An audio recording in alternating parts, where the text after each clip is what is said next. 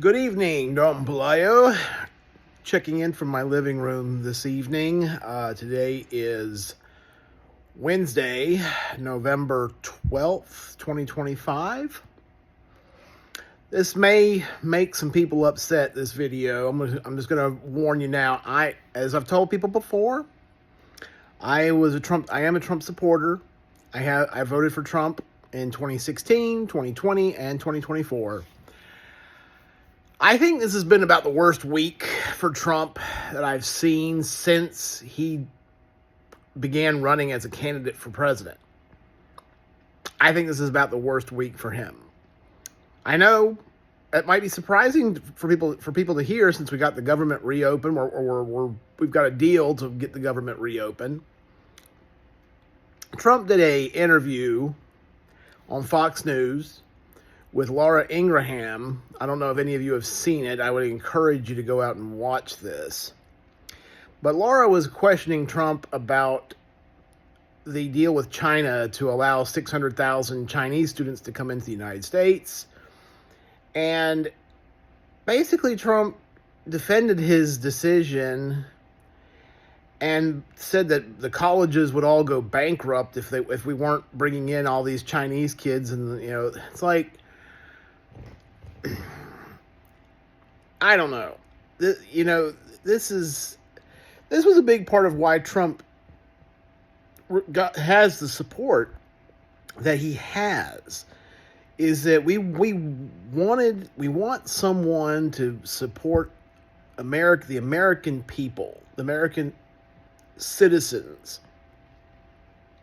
and it just seems. And I do think that this is partly to do with his deal with that he made in terms of the tariff deal with Xi over in China, but it feels like Trump is kind of backpedaling a little bit on making America great again. It does feel a little bit that way. If you watch the video, you'll see what I'm talking about. And then he talks about how we don't have the talent here in the United States. And so they have to bring in people from China and India because we don't have young people that have the talent to do some of these jobs. And I'm like, we would have the talent if our kids had the chance and the opportunity to have the training and education that we should be having. Instead we're bringing in Chinese people and teaching them how to do things. This is so crazy. So crazy. The interview was horrible. This is about the worst that I've seen Trump look ever in an interview. And I don't know what to think. The reason Trump was elected in the first place was because we wanted a leader to come in and do what was right by the American people, the average American people. And I don't feel like we're getting that, It's very frustrating, and it doesn't seem to matter who we elect. The Democrats, I've never felt like any of the Democratic candidates have really given us that. The Republicans are hit or miss most of the time. I feel like I'm closer with but overall, it's like, I'm just not seeing American politicians fighting for the American people and a better way of life, at least for the majority of people here.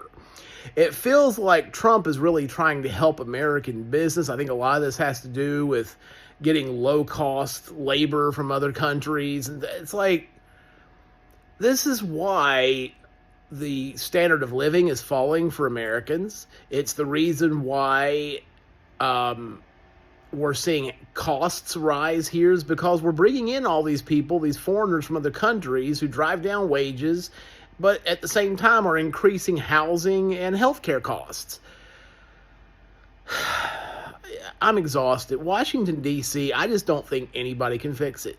I really felt like Trump could fix it. When we voted for him, I just think Washington, at this point, I just feel like Washington, D.C. is unfixable. I don't think there. I just don't see that there's. I don't feel like anyone can fix Washington, D.C. anymore. I am losing confidence in the American government almost entirely, and it's almost like you're just giving up on the whole thing. Um, it's very frustrating. I don't feel like you want to. It's like you want to find someone to put some trust in, and that they're going to help the average American people out here, and we're going to get back to American producing things, America building things again, and I'm just not seeing it. I feel so pessimistic after watching that video. I'll link that video to the. I'll put it in the in the description so that you guys can watch it. But you may not want to watch it. It was pretty depressing to see Trump. That interview with Trump, especially if you're a Trump supporter, it really, anyway, it's Washington, D.C. I think people go in there with the best of intentions, but then Washington D.C. is just undefeatable. It's just the swamp. I feel like the swamp has beaten Trump. I hate saying it, but it feels like that to me right now. This is not what the average American person wants to hear. If you listen to this interview, it's just depressing. Anyway, I'm hoping that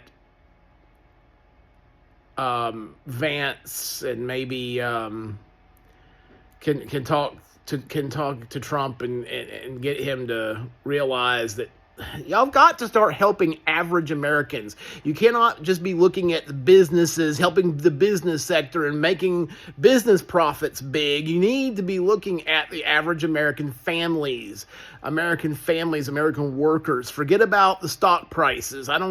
Nobody gives a crap about the damn stock market right now. You got to start looking at how American families are surviving, because that's what's going to determine whether you guys hold power or the Democrats are going to take over in 2026 and 2028. That's the reality of it.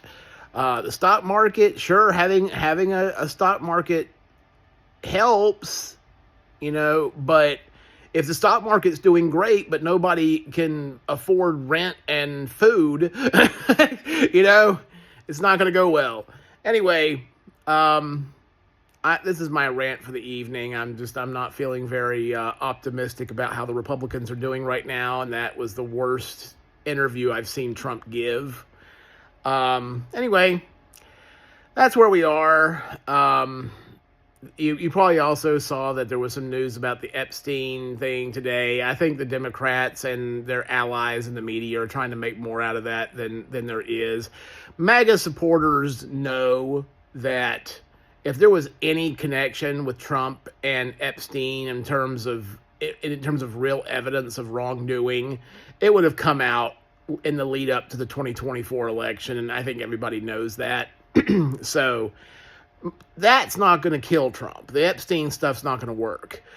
This interview that Trump did with Laura Ingraham, that could sink Donald Trump if he doesn't get his head out of his ass. I'm sorry to say it that way, but that's what I think. Anyway, that's where I'm at. I hope you guys have a great evening. This is Don Pelayo signing out.